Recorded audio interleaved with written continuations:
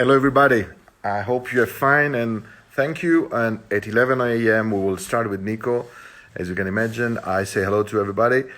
Mando un saluto anche a tutti gli amici che vedo di lingua italiana. Questo è il secondo webinar di Passione Engadina. Sono davvero molto contento. Abbiamo cominciato con, come sapete, settimana scorsa Jérôme D'Ambrosio. Settimana prossima avremo Josh Kern di Breitling. Quindi insomma the idea around this webinar is just to meet our friends about cars and driving, and what to do better than have Nico Rosberg with us today at 11 a.m. In this moment, I'm luckily in St. Moritz. Honestly, to be precise, I'm in Pontresina, which is 2 kilometers, where Passione Engadina every year it's made, and I'm very delighted, and let me say that I'm proud also to tell everybody that from the 2020 we will be able to keep Passione Engadina in a COVID-free situation. It's a hard, unbelievable job. Many events, I feel so sorry for them. They have to give up. I've been working around this project for 2 months, and I can say that we are okay. We will be going. Of course, we have a lot of things to do around coronavirus, like everybody. But as Winston Churchill used to say, never give up is the word of Winston Churchill that I feel like mine.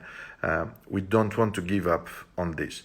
So Passione Engadina will be hosted from the 21st, 23rd of August. And of course, some changes. We are obliged to do this. There's no discussion.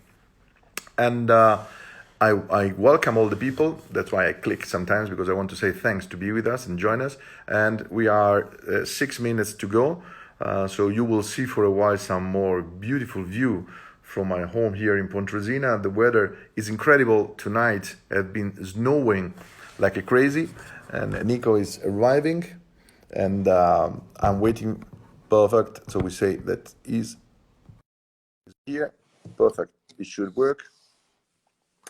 And tonight we had an incredible snow, and the snow is arriving also tomorrow in Engadin. Hi Nico, welcome. You are absolutely on time. Ciao Paolone. How are you doing, always on time. I'm doing very well. And you, Paolo? You're perfect on time. I was explaining to the people that you are full of snow today here. I showed you. It was snowing like crazy in Engadin, and I came to St. Moritz just for the pleasure to see you. And this is the kind of nice weather we have today. Wow, lovely. This is my beloved Engadin. Lovely. So this afternoon on the golf course? Yeah, with the chain, with the snow chain. Yes, we go to the golf course with the snow chain, absolutely. But I'm safely at home, so for us it looks like this. Absolutely. And so, first of all, how are you, Nico? Very lucky, very lucky, because my wife said let's go to Ibiza because we have a house there, and who knows what's gonna happen. So in the beginning of March we came here, and a couple of weeks or 10 days later the whole of Europe locked down, and so yes, we're very lucky because here we have a garden and we can have a lovely family time. So very fortunate. Is your family still happy to have you around all days? Yeah. No, it's very nice. We're really having a good time. So, and I know how much everybody else in Europe is, or many people are struggling. So really so fortunate. And we have 2 kids, plus we have some help because Granny is here and everything. So, and it's still not easy, you know, and I cannot imagine being stuck with kids in a small apartment, like many people in Europe will be at the moment. And some of you watching, maybe that's so tough as well. Because do you think that this coronavirus experience, don't think about all the sad things and stories that we are reading, so there is no discussion about this. So let's cut away for a while. But do you think that this experience, I was reading your post today on LinkedIn about a Green Marshall Plan, for example. Do you think that is the right moment for us to understand that we have to change? Well, I think it could help us to grow together even stronger, and to care for each other even more, and to care for our society more. And we're seeing this; it's happening naturally. You know, at this time, I'm calling my friends, asking, "Are you okay?" I'm trying to see where I can help. It's really a natural process, and I think that is the one positive side. And that's not only going to help in this fighting of the coronavirus, but it's also going to help, I am sure, afterwards in our battle against climate change. which is the next big crisis that is coming towards us, and which potentially has the detrimental impact to our society and to our planet than the coronavirus, even by a multiple of 10 or 50. I mean, climate change is a huge problem. I totally agree. There is a wonderful writer, a lady from Los Angeles, a writer for the New Yorker, that really astonished me with this sentence, exactly what you're saying. She wrote, the climate change is our really dangerous, silent fear for the future, because it doesn't ring the bell so strong like coronavirus, but every day in silence, one salary to one salary in silence in an existing life. And I think you're totally right. That's why this was a question that I want to do it for you this morning. You move a lot in this direction, the Green Tech Festival, your interest in green technology. So, I mean, for all that we love you, of course, as a world champion of Formula One, as a driver with a combustion engine and good noise and would say good music, but also you are really facing a lot this new area, and you are the CEO of the Green Tech Festival, for example. Yeah, it's become a new passion for me because I believe in a life of service. Yeah, I believe in a life where you dedicate a large amount of the time to helping other people and to helping us as a society, because not only does it do good for other people, but eventually it comes back and it does good for yourself as well. So this, I'm really convinced of this, and my new passion in that direction has been to take care of the environment. And so most of my projects and initiatives revolve around that, and it's been a very fascinating journey.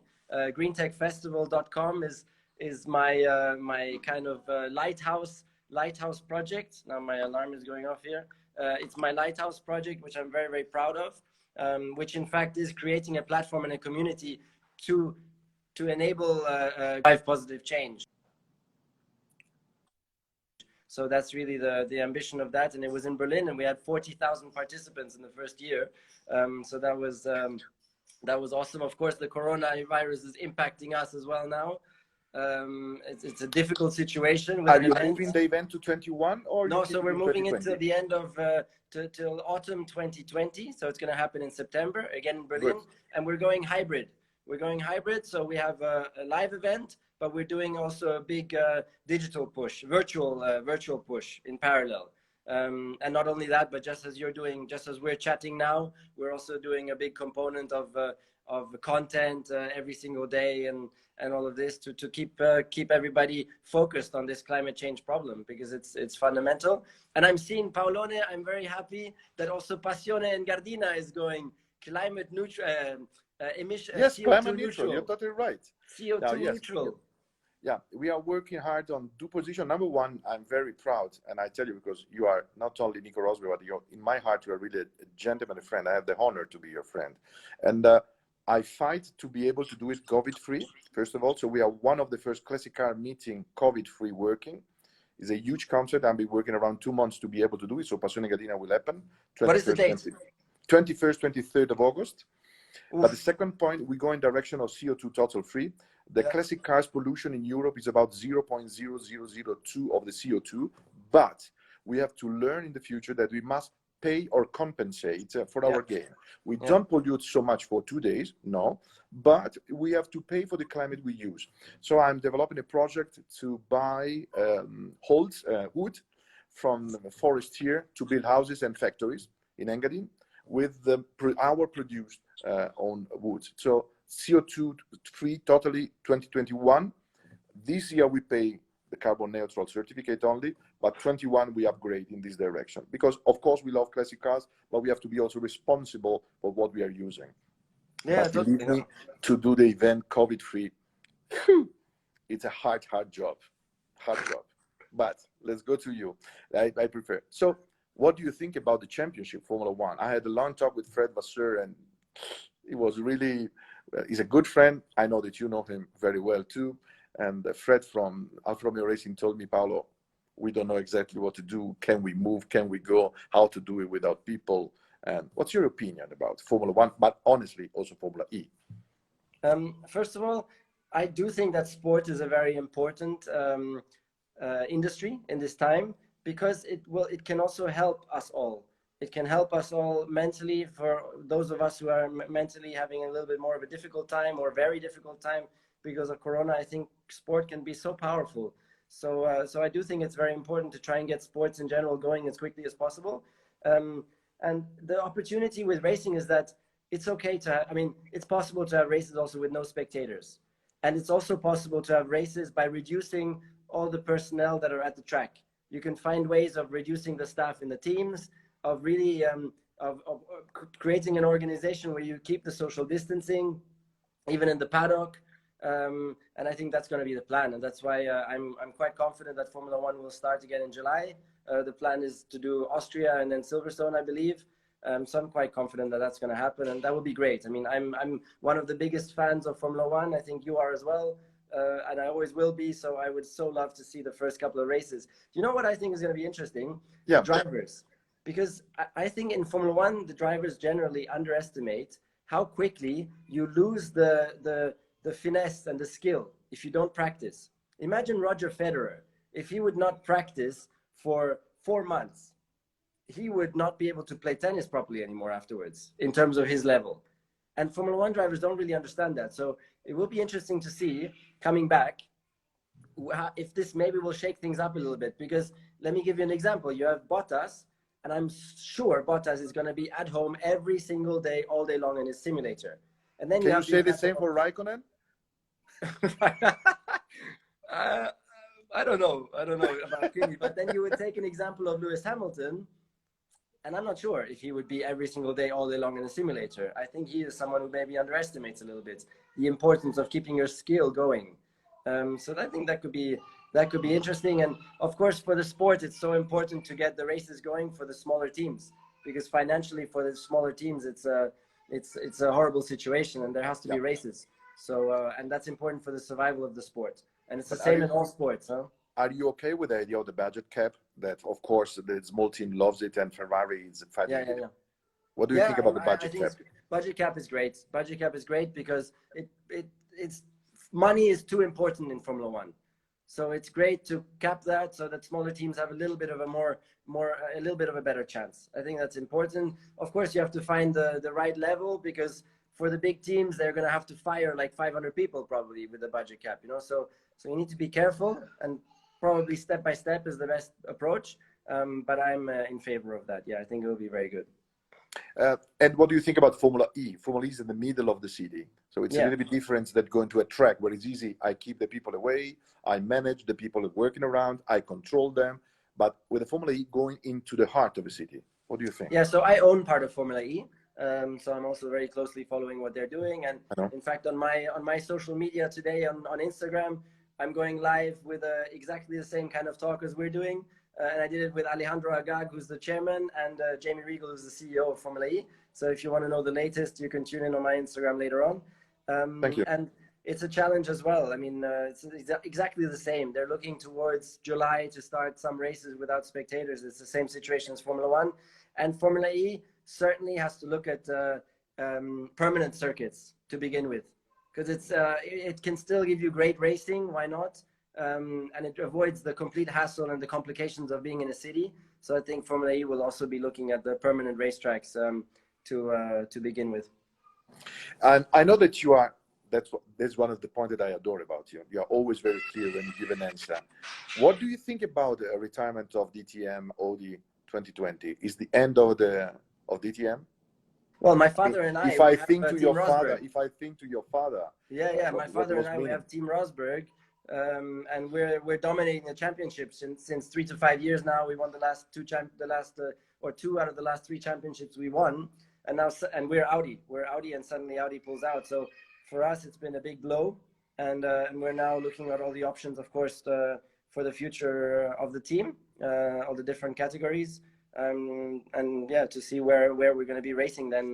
But we have some great talks going on, so we're very confident. But it's a tough one, but it's just the trend of the world, that manufacturers, and I think COVID is going to accelerate the transition to e-mobility now, because it's just no use anymore for them to restart the big R&D process and production process for petrol and diesel when anyways, it's going to take time for people to start buying cars in a big way again. So might as well throw everything onto e-mobility and just accelerate that. So that's another small positive, I would say. And we're seeing that. That's why also DTM, DTM being petrol engines, it's just the hype is starting to fade a little bit and moving towards electric. And I'm a big fan of that, but electric car alone today is not more sustainable than a petrol car. Depends which country, but on average, it's not more sustainable. We need to have more renewable energy feeding the energy to the electric cars, and renewable sources. That's really important. Absolutely. And we're moving towards that very quickly as well. But that's crucial. One question: you work a lot with lots of startups company. You know a lot of people. You have become like an icon for several new company arriving on the green technology. Where do you really see the real great trends for green technologies? For the developing of this startup? I mean, you think of the renewal, for example. There is a company head based in Frankfurt and München that is been owned by Lufthansa for 8 years, that is trying to bring the CO2 and then reproducing. So there are so many things around the world, so many ideas around the world. And when you trust that the things will be a little bit faster or they will grow, in your opinion? So the greatest powers, first of all, comes from the youth, who are the consumers of the future, by Greta Thunberg. I mean, that's been incredible. Thank you to you as well, Paolo. You're part of that. You're part of that gang. Because you know what I've heard. I have recently spoke with the CEO of Google, and he said, or one of the board members of Google, I'm not sure, and he said, it was my children who made me put sustainability much higher on the agenda. My children. The people in the company had been telling them me and I've been ignoring, but my children, when they said, Daddy, what are you doing out there? Come on, you have the possibility to really make a difference. We want you to do that. That's what was the most powerful thing. So the youth is incredible. I would say also finance.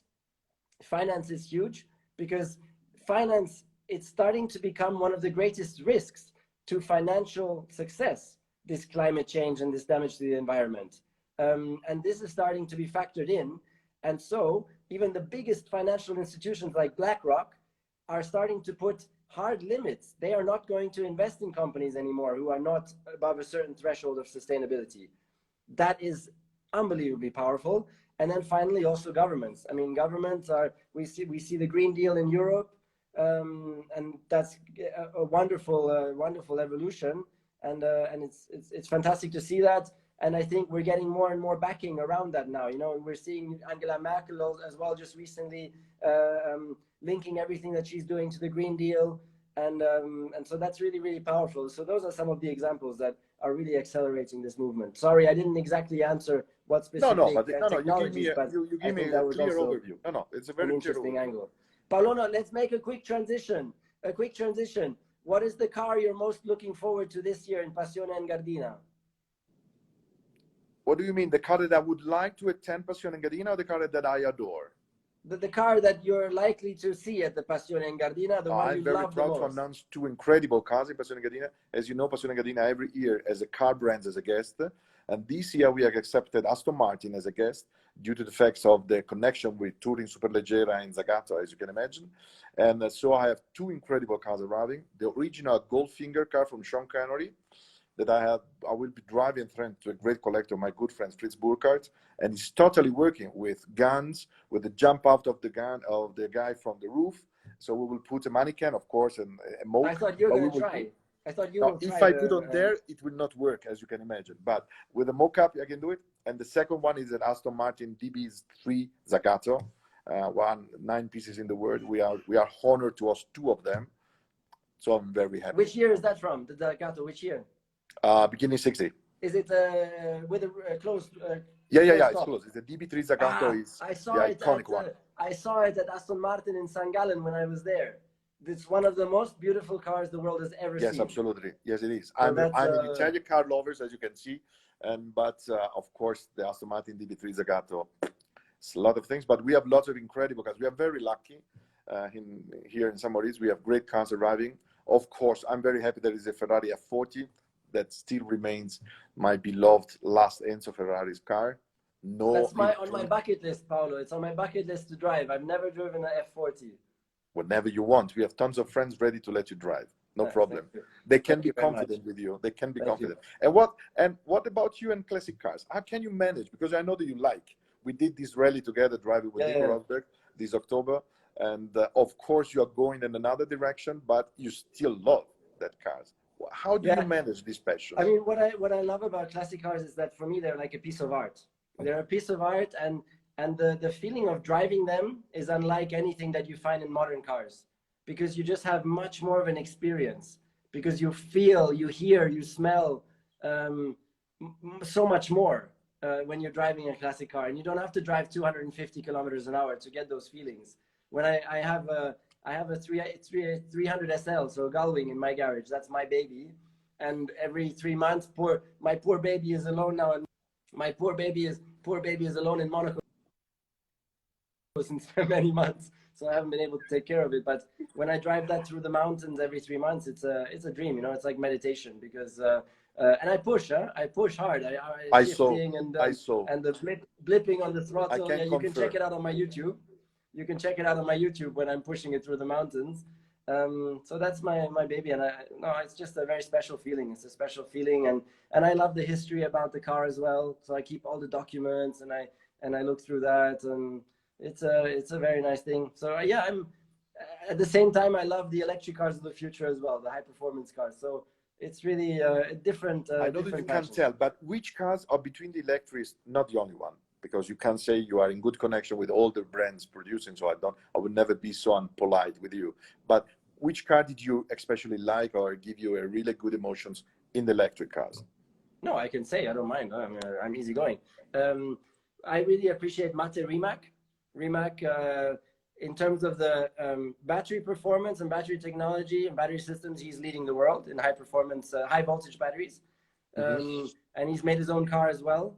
So that's really, for me, is an incredible showcase of innovation and engineering skills. And he's like the Elon Musk of high performance electric cars, and he's doing it in Croatia. And it's going to accelerate from 0 to 100 in 1.8 seconds. 1.8 seconds. And more than a Formula One. The Formula One is 2.5. So it's completely crazy. Now, Paolone, I made a big mess in that I need to go find a charger. So I need to take you along in the house, because I need to go find a charger. Or we take the risk. We take the risk. No, we take the risk. We are quite at the end. We have 2 minutes more. Okay, we take the risk. So if I drop out, then you know it was the battery, yeah? Okay. Okay. And what do you think? I adore the line of the Battista from Pininfarina. I love the design. You're right. But it's also a Rimac underneath. Yes, of course. It's a Rimac heart. Rimac, but the design of the Battista is very, very lovely. I tell all your fans, Paolone, I just want to say about all your friends here that are online.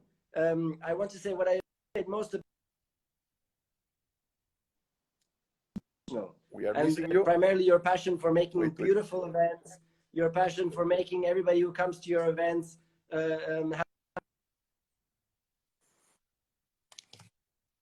in the moment that when you're saying good things about me, you are missing the line. You are missing the line in the moment when you say good things. So don't tell. The technology didn't want everybody to hear. The signal is no good.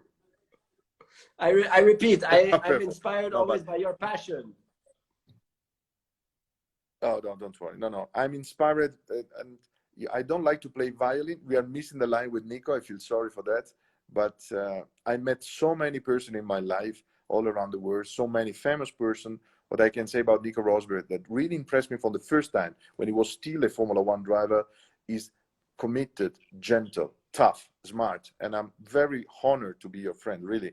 But we should invent one day in Monte Carlo a great electric car meeting. We have to do it once. It's not right at time. We have to think about it, but we should do it together. Yes, of course. Would be a great idea to look into. As soon as all the electric cars are starting to come onto the market, yeah, it would be great. Paolone, can I just say, Lorenzo? Nico, Nico, vieni al posto di Vettel. I'm cutting off. No, I'm fine. Come on. I'm here now. You see me now? No. You're fine. Yeah, I can see you now. Okay, so Lorenzo just wrote, Nico, vieni al posto di Vettel. So, caro Lorenzo, hi to Lorenzo. Yes, I'm speaking to Ferrari now. Let's see for next year, huh? Poor Sebastian, poor Sebastian. I feel so sorry for Seb because I know him. I know very well Charles Leclerc because he was in Sauber before, and it's not easy to handle a guy like Charles. But I really hope that Ferrari find a way to treat him in the good way, because it's a good driver. He's a good driver, of course, with not any structure. Sebastian but is one of the best. I mean, exactly. So I hope that Ferrari can find. I'm very committed and very close to Ferrari. And as I say to all my friends, I'm not you, of course, but to drive for Ferrari is not just driving in a track. It's driving also in politics, which is totally different than driving in the tracks. And Ferrari, it's harder for the Formula One driver. It's a big politics travel around. So, Nico, there was some of that also at Mercedes, but maybe not as much as Ferrari. I don't believe. The knife you find in the wall of Ferrari are not the same in the world. Of course, but remember that Lewis Hamilton is not at Ferrari. Huh? Lewis Hamilton is at Mercedes. Huh? I'm a gentleman, so I will not answer about my opinion and your opinion about Lewis. And I'm very happy that it's Bottas in. No, I didn't say anything. By the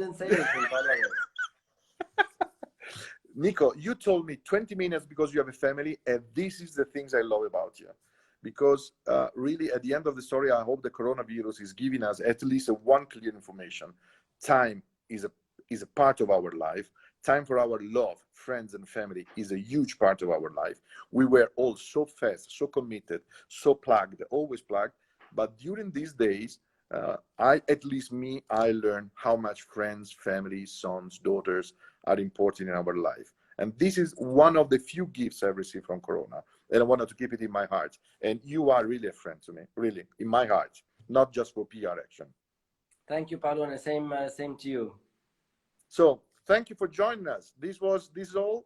Enjoy Ibiza, enjoy Samoris. Thanks for the people that was sharing with us on Instagram. I will catch you today for the Formula E. Bishoni just wrote, my dream, Nico win the Formula One title with Alfa Romeo. You are cutting my heart. Passione Alfa Romeo was supposed to be this year 2020 in Balocco, and then, as you can imagine, due to coronavirus, no chance to do it. But we have a huge project that I invented for Alfa. Alfa is my love, as you know. But we'll see. Life is long. We can learn, rebuild, and restart. This is what we have to do. Learn. First of all, learn. Ciao, Nico. Thank you. Thank you, everybody. Bye-bye. Bye-bye. Thank you.